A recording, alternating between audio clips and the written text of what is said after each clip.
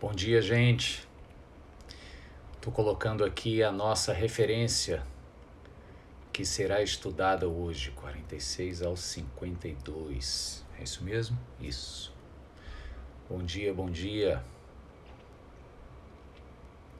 Sejam todos bem-vindos ao nosso estudo bíblico da segunda-feira.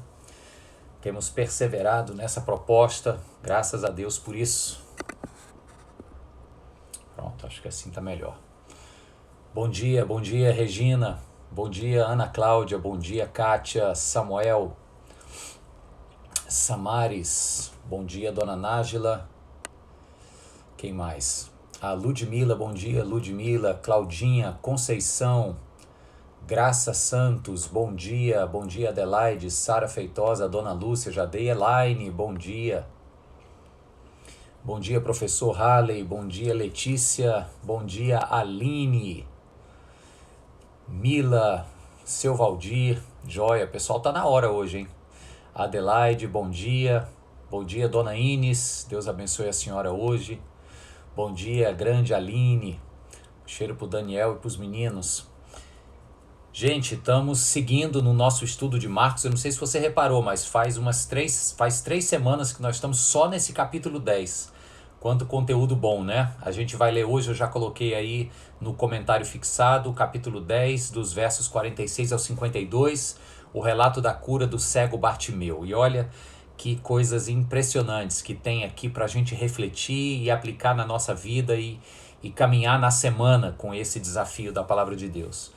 Dona Nájila, mais uma vez, bom dia.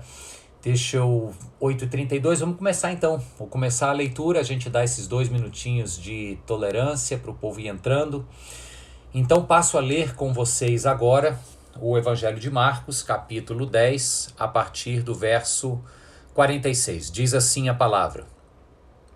Então chegaram a Jericó, quando Jesus e seus discípulos, juntamente com uma grande multidão, estavam saindo da cidade. O filho de Timeu, Bartimeu, que era cego, estava sentado à beira do caminho, pedindo esmolas. Quando ouviu que era Jesus de Nazaré, começou a gritar: Jesus, filho de Davi, tem misericórdia de mim. Muitos o repreendiam para que ficasse quieto, mas ele gritava ainda mais: Filho de Davi, tem misericórdia de mim. Jesus parou e disse: Chamem-no. E chamaram o cego: Ânimo, levante-se, ele o está chamando.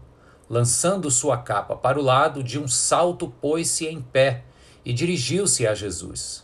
O que você quer que eu lhe faça? Perguntou-lhe Jesus. O cego respondeu: Mestre, eu quero ver. Vá, disse Jesus, a sua fé o curou. Imediatamente ele recuperou a visão e seguiu Jesus pelo caminho. Amém. Vamos orar? Vamos entregar esse tempo agora diante do Senhor em oração. Pai querido, Deus amado, te agradecemos por mais uma segunda-feira, por mais um momento, Deus, de estudo, por mais um tempo, Deus, onde nossas mentes e corações se abrem para a Tua palavra, para aquilo que o Senhor quer imprimir em nossos corações. Te agradecemos, Senhor, pela Tua graça que se renova nesta manhã sobre nossas vidas. O que seria de nós, meu Deus, se não fosse a Tua misericórdia constante e insistente sobre nós? Eu peço, meu Pai, que o Senhor nos traga entendimento dessa palavra e fale profundamente aos nossos corações. Oramos no nome de Jesus e juntos dizemos amém. Amém, gente. Amém. Então, bom dia para todo mundo aí que foi entrando enquanto a gente estava lendo. A partir de agora eu não consigo mais ler os comentários, ok? Então deixa eu baixar isso aqui. Pronto. Bem, começa o texto falando que Jesus e os seus discípulos chegam a Jericó.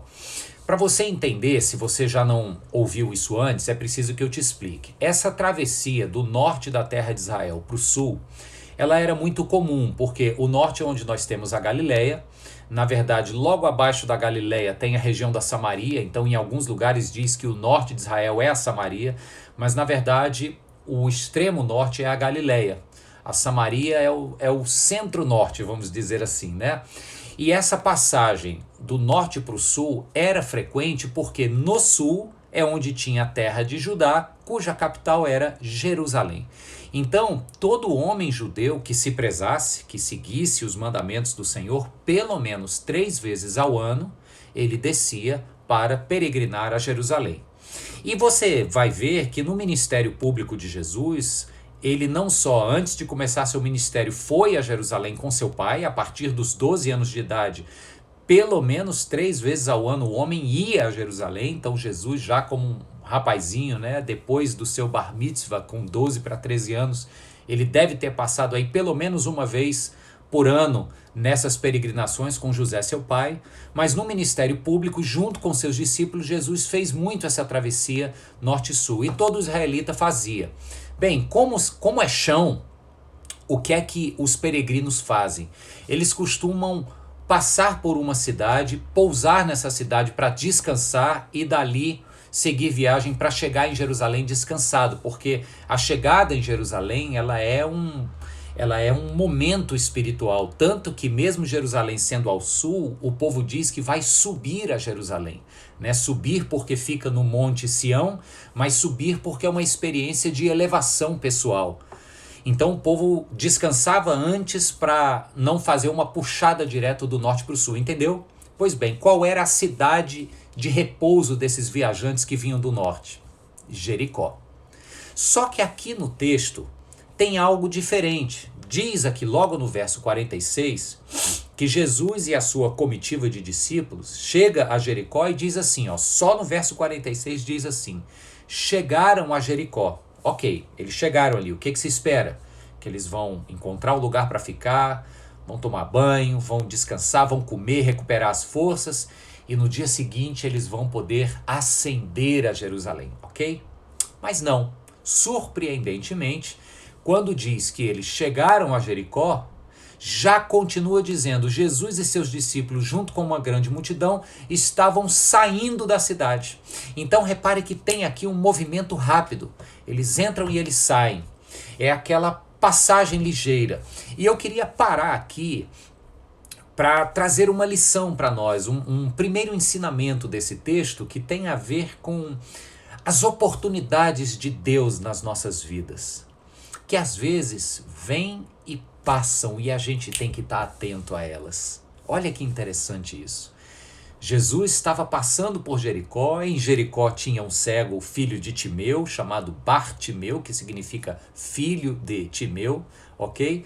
E esse cego precisava de uma oportunidade na sua vida, uma oportunidade de alguém que o viesse curar, porque a medicina local não havia sido capaz disso, ou jamais seria em seu tempo. E essa oportunidade, ela não veio e ficou rondando, ficou dizendo, ó, tô aqui. Ela entrou e já estava saindo da cidade. Assim é nas nossas vidas. Às vezes, se nós não estamos ligados, se a gente não está atento, se a gente não está em sintonia com o Espírito de Deus, e eu vou te mostrar já já que Bartimeu estava, se não houver esta sintonia, esta dependência, esta intencionalidade, para a gente meditar na palavra, para ler, para a gente formar a nossa mente com a mente de Cristo, se não houver esta atenção, a oportunidade entra na cidade e vai embora, entendeu? Passa e você perdeu e você não viu. Eu me recordo daquele trecho lá do livro do Gênesis, quando Jacó está deitado no deserto, ele reclina sua cabeça sobre uma rocha, e era apenas um dia a mais de viagem. Ele iria levantar daquela soneca e ia seguir viagem. Mas ele tem um sonho. E quando ele tem um sonho, ele tem uma visão do Senhor. E quando ele acorda, ele diz assim: o Senhor estava neste lugar e eu não o havia percebido.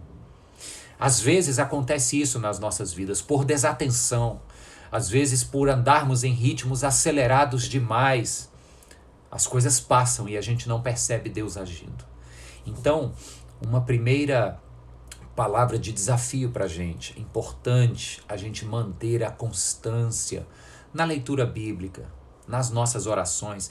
Não porque isso nos fará pessoas religiosas, mas porque isso nos fará pessoas atentas e sensíveis às oportunidades de Deus no nosso dia a dia e no nosso cotidiano. Amém, queridos? Guarda isso no seu coração, em primeiro lugar. Em segundo lugar, diz aqui que o Bartimeu era cego. E eu quero explorar um pouco essa imagem de cegueira, porque Você lembra que Jesus curou vários cegos? A gente falou sobre a cura de 2 cegos aqui no Evangelho de Marcos, aquele com quem Jesus interagiu e numa primeira cura Jesus cospe na areia, faz um lodo, passa nos seus olhos e ele passa a enxergar. Ele vai se lavar nos tanques de Siloé e depois ele passa a enxergar. Vemos uma segunda cura onde Jesus também esfrega esse lodo santo, né, nos olhos do cego, e ele começa a enxergar primeiro homens como árvores e depois então ele passa a ver, e tem todo um simbolismo. Aqui o Bartimeu enxerga de uma vez. Jesus diz: tua fé te curou, e ele enxerga de uma vez. Então assim, Jesus tem estratégias diferentes para problemas que parecem o mesmo, tá? A gente já falou sobre isso em outros estudos.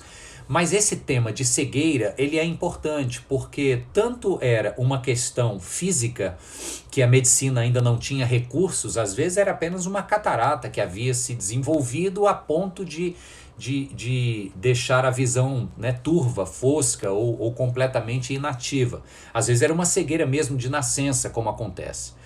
Mas existe também uma percepção simbólica do que é ser cego. E a palavra de Deus fala isso. E no Antigo Testamento, o profeta Isaías é quem mais toca nesse ponto.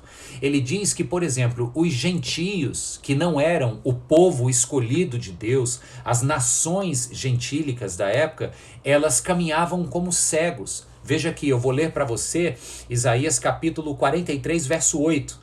Deus falando a respeito desta cegueira dos gentios, diz assim: traga o povo que tem olhos, mas que é cego, que tem ouvidos, mas que é surdo. O desejo de Deus é que esse povo também chegasse até ele, mas era um povo cego, era um povo que não tinha tido a experiência de revelação que Israel tivera por parte de seus profetas, por parte de Moisés.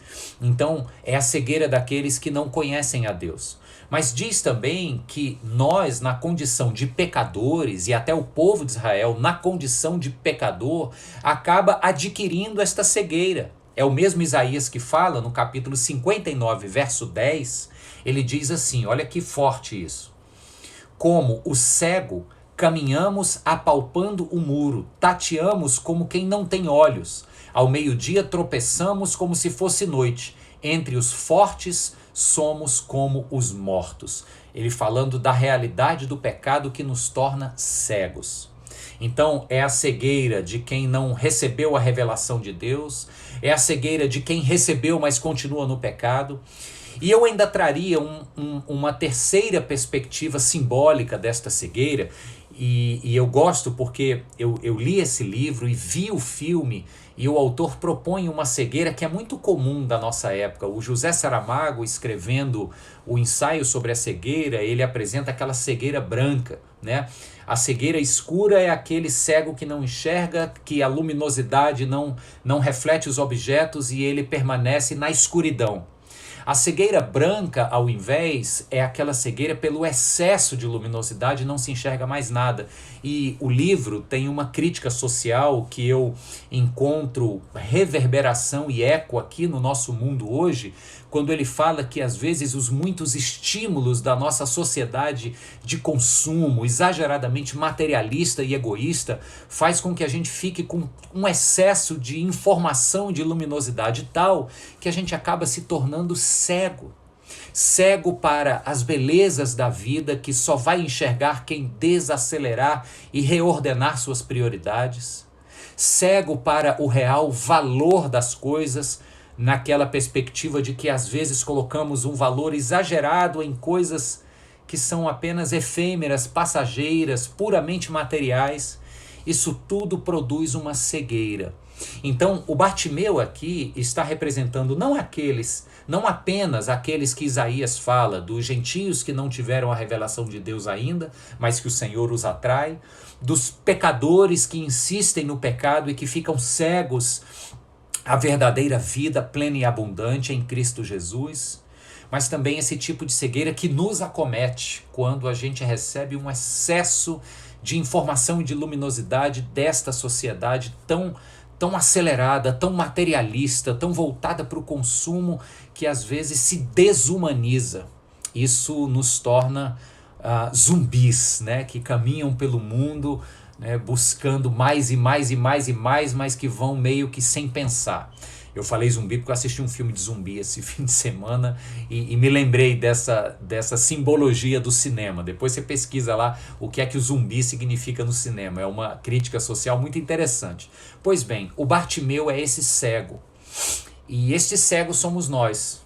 Nos diversos momentos em que a gente se aliena de Deus por não conhecê-lo em sua palavra, nos momentos em que a gente se aliena de Deus por insistir na inclinação pecaminosa de nossos corações, ou no momento que a gente se aliena de Deus construindo outros deuses que a nossa cultura apresenta para nós com promessas fajutas de que nos trarão plenitude e realização pessoal. O Bartimeu representa tudo isso, gente. Já tinha pensado assim? O Bartimeu, você pode até reparar que ele não tem nome. O nome do Bartimeu é um não nome, porque Bar é o prefixo filho de no hebraico, e Timeu era o nome de seu pai. Bartimeu não significa uma identidade, Bartimeu é apenas uma informação. E esse sujeito que não tem nome, cuja identidade está maculada por sua cegueira, muitas vezes sou eu e você, cujas identidades se enfraquecem pelos obstáculos diante dos nossos olhos. E você quer continuar cego ou quer enxergar? Porque o texto continua aqui dizendo que o Bartimeu pedia esmolas. Esse tipo de cegueira depende de que outros venham nos subsidiar com esmolas, não é esse tipo de vida que eu quero. Aí diz que este Bartimeu tinha algo que é absolutamente proveniente da graça de Deus, e aí é onde a esperança nos alcança.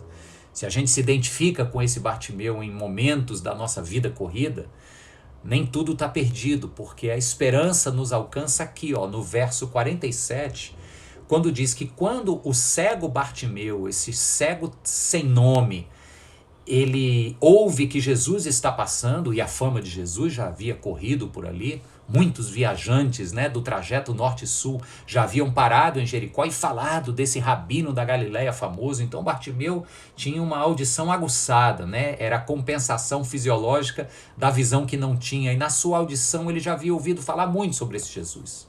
E nesse momento ele ouve que Jesus está passando. E ele começa a gritar, e o que ele grita revela algo interessantíssimo. Ele diz, Jesus, filho de Davi. O filho de Davi é um título messiânico. Você só chamaria alguém de filho de Davi se você cresse que esse alguém era ninguém menos do que o Messias.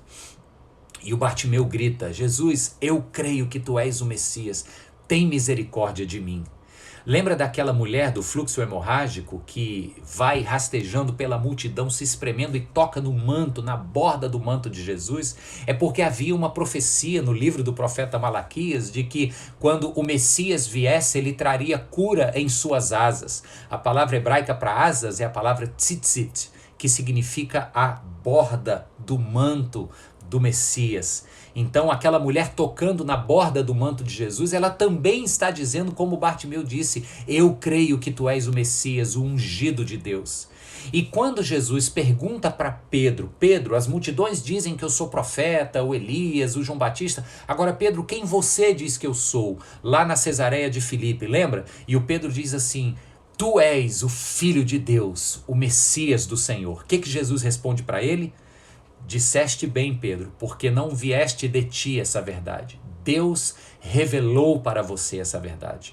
Então, o mesmo Deus que revelou para a mulher do fluxo hemorrágico e o mesmo Deus que estava revelando aqui de maneira sobrenatural e esperançosa para Bartimeu, que Jesus não era ninguém menos do que o próprio Messias. Por isso que eu digo que na nossa cegueira temos esperança, porque não é nós que temos que tatear até encontrar Deus, mas é Deus que nos encontra e que se revela para a gente.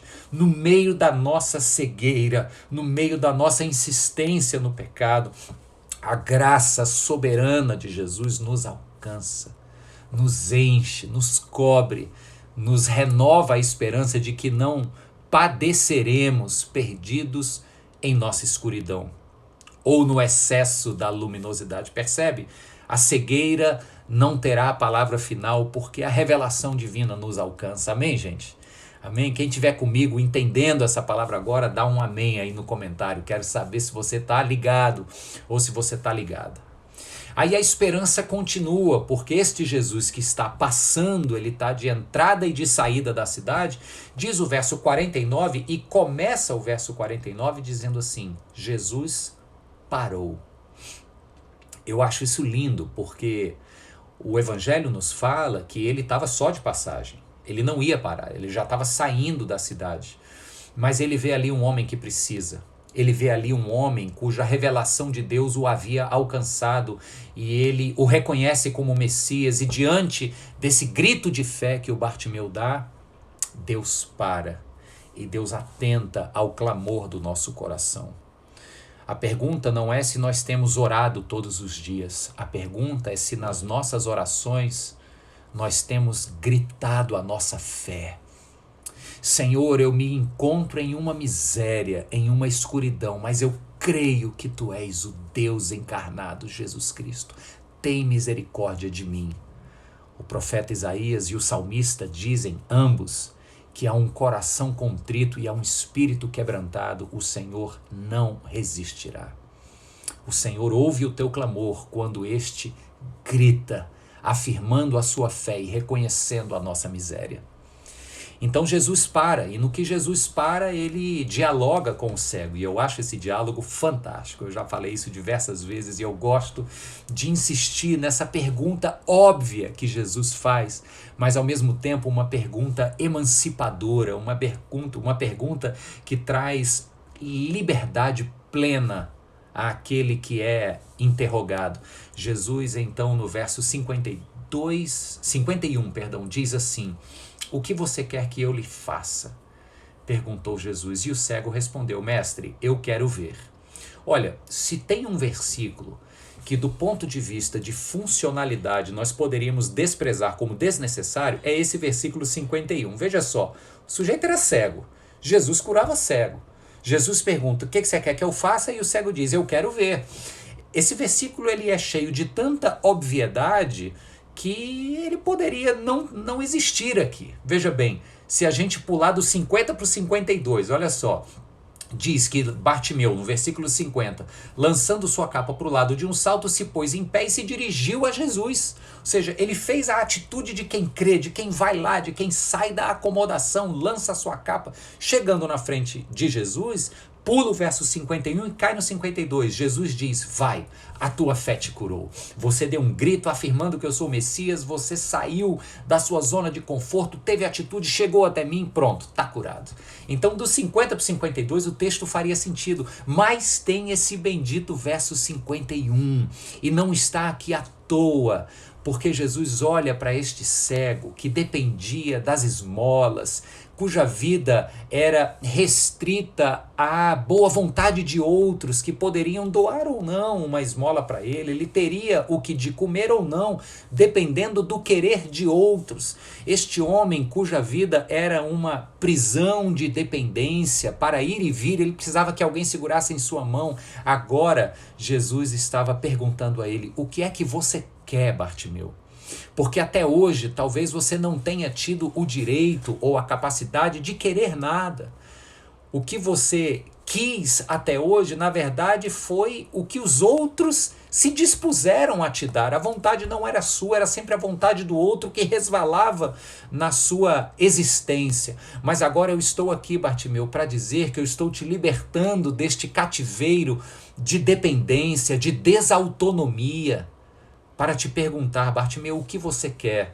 Eu estou restaurando a você agora o direito de escolha, o direito de vontade. Eu estou delegando a você a autoria da sua vida, das suas decisões, porque agora você me conheceu, e quem está comigo, quem caminha comigo, quem está prestes a me seguir pelo caminho, porque é o que acontece aqui, é restituído nessa capacidade de fazer boas escolhas. Bartimeu, escolha algo aí, Bartimeu. Estou te dando este poder agora, esta capacidade. Pede alguma coisa.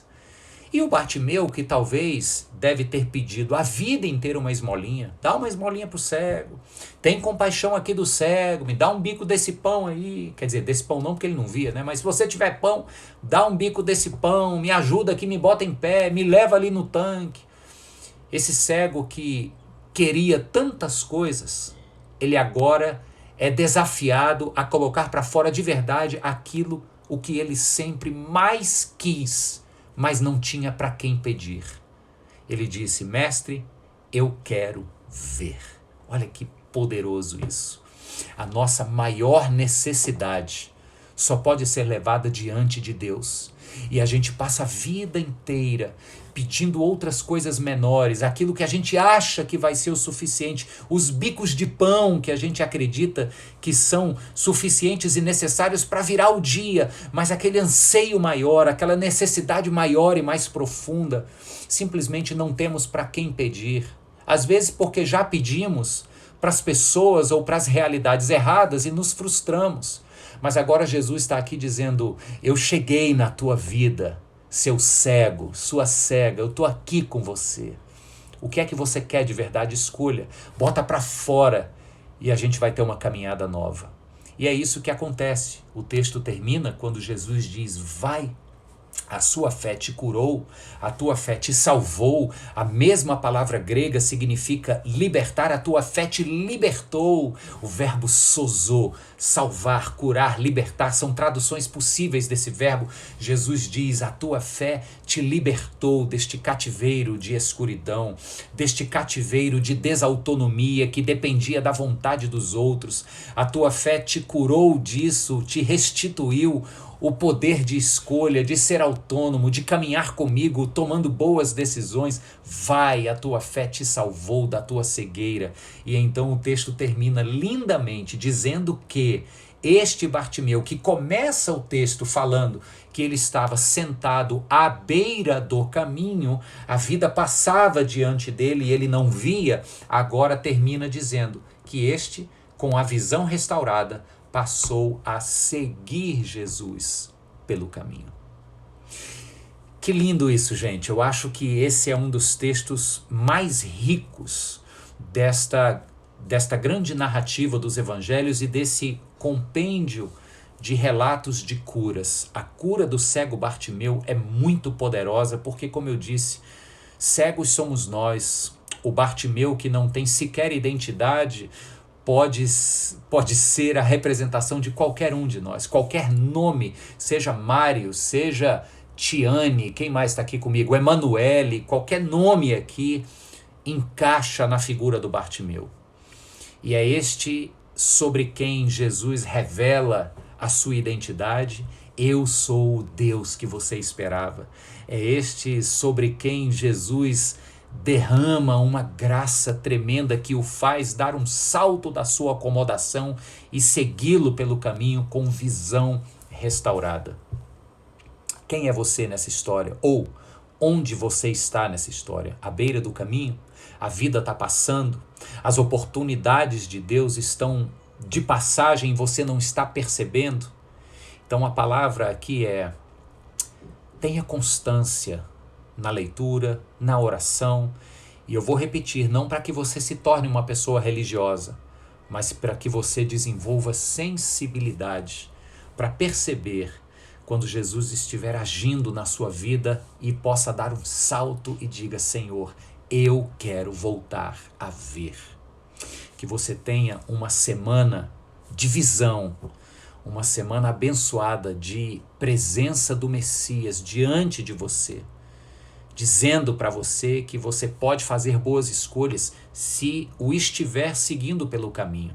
Se ele for o teu norte, se ele for o teu alvo, se ele for o teu guia. Ele te pergunta: o que queres que eu te faça?